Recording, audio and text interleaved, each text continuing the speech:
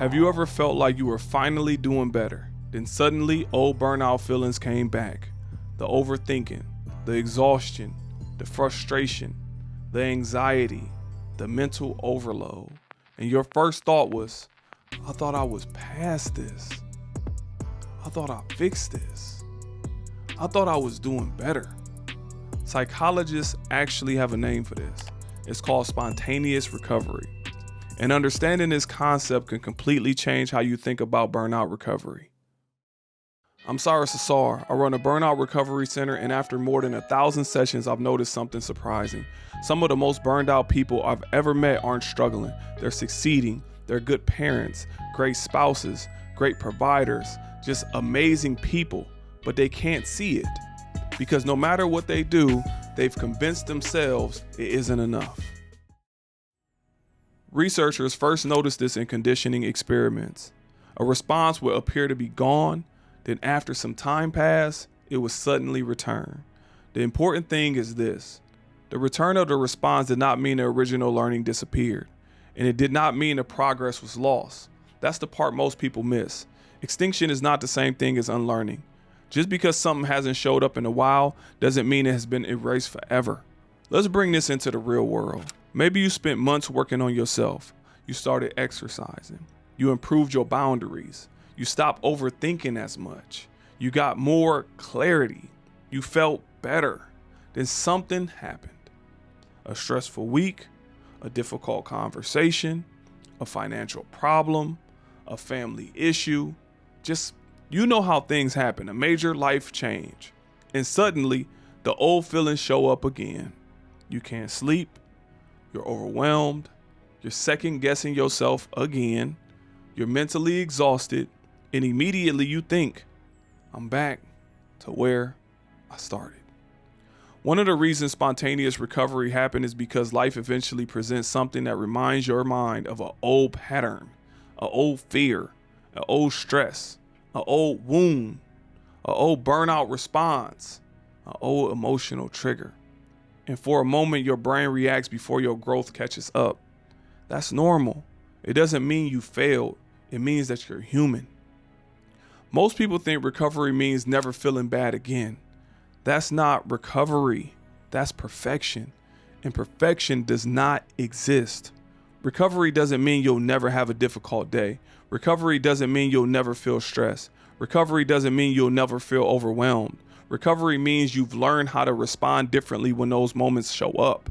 That's a huge difference. One of the biggest mistakes people make is using temporary feelings as evidence of permanent failure. A difficult emotion shows up and they immediately assume nothing worked. I haven't changed. I'm back at the beginning. But feelings aren't always facts. And a temporary setback is not proof that you've lost your progress. I had a client who spent years working through issues involving his sister.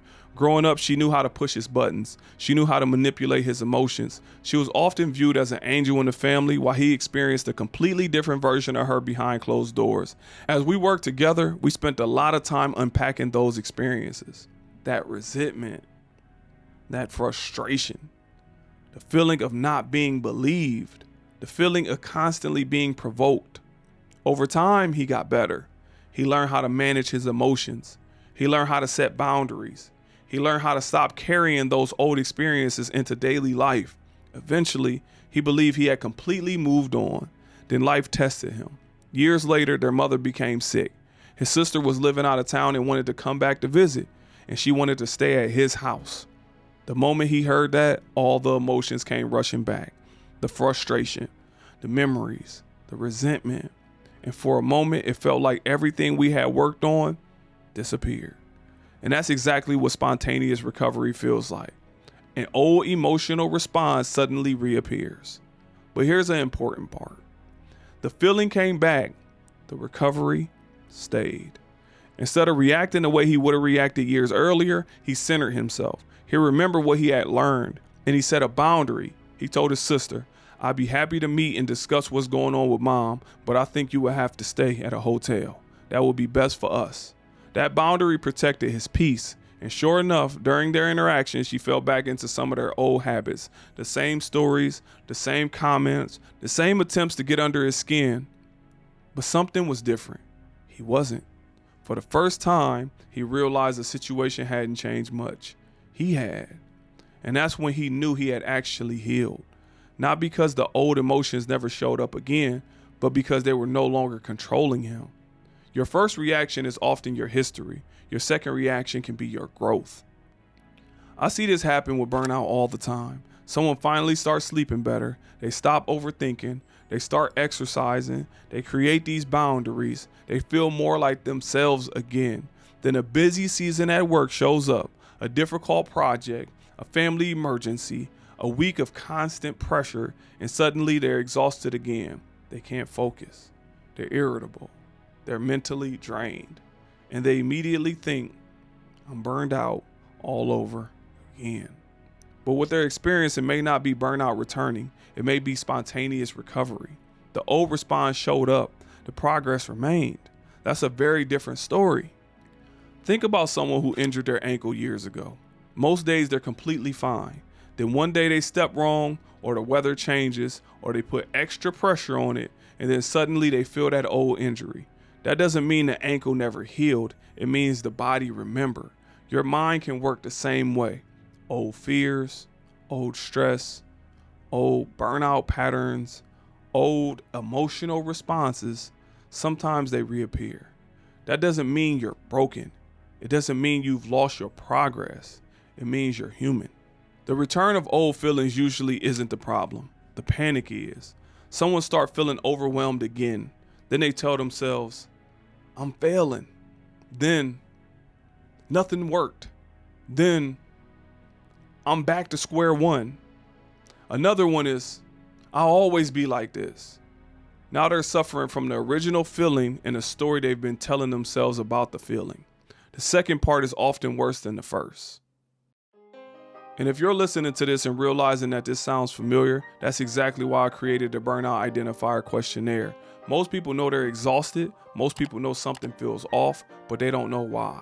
The first step isn't fixing it. The first step is identifying it. Because once you know where the burnout is coming from, you can start creating a plan to remove it. One of the healthiest things you can do is stop expecting recovery to be linear. Life is going to happen. Stress is going to happen. Challenges are going to happen. That doesn't mean you failed. It means you're alive. A bad day doesn't erase a good month. A bad week doesn't erase 6 months of good progress. Look at the overall trend, not the temporary setback. Whenever old burnout feelings return, ask yourself, what changed? What happened? What stressors entered my life? What pressure am I carrying? Understanding the trigger is often more important than fighting the feeling. This is where people make their biggest mistake.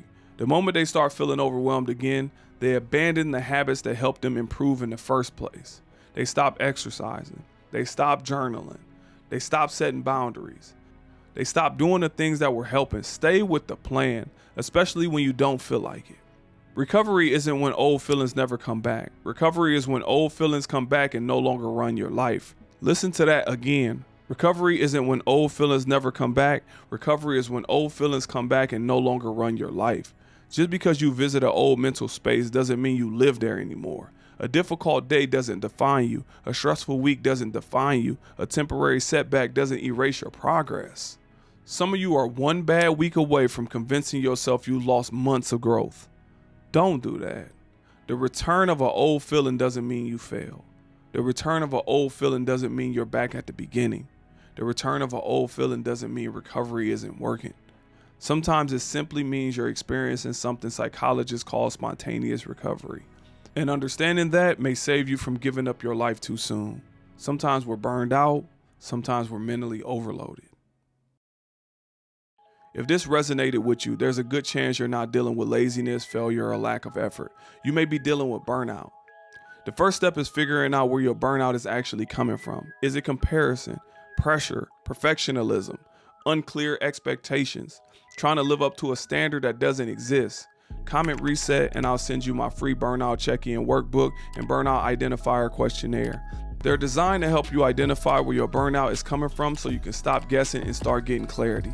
Because once you know the source of the burnout, you can start creating a plan to remove it. You don't need more pressure. You need more clarity.